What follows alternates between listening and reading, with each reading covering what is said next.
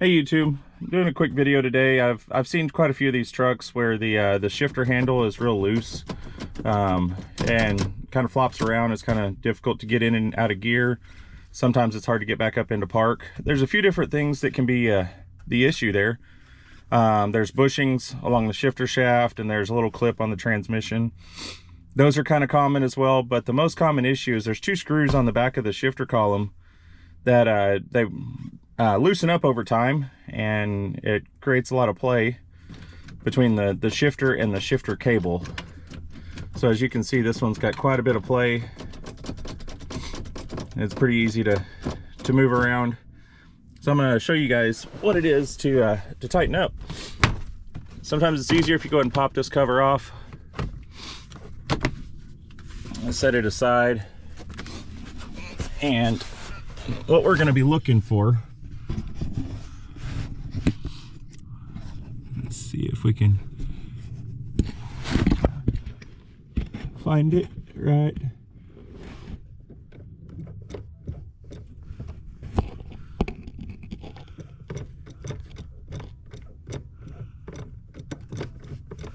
So the screws that we're looking for are right here. There's one and two screws there, Torx, and all you gotta do is just tighten those up. So we're gonna do that real quick. I believe they are T30s.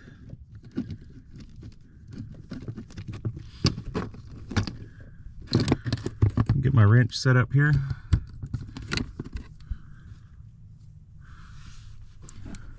Let's see if I can do this one-handed.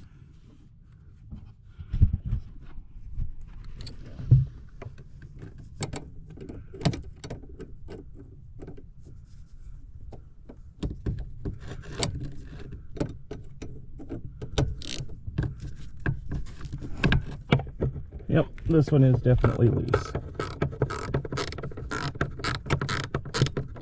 Sometimes you can, if they repeatedly loosen themselves up, you can take them out and put some Loctite on them so that they will stay where they need to be.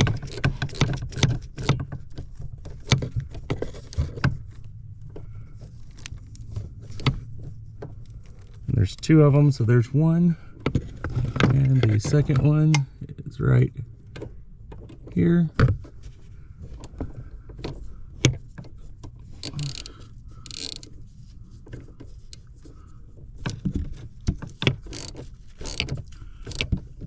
It wasn't as loose as the first one.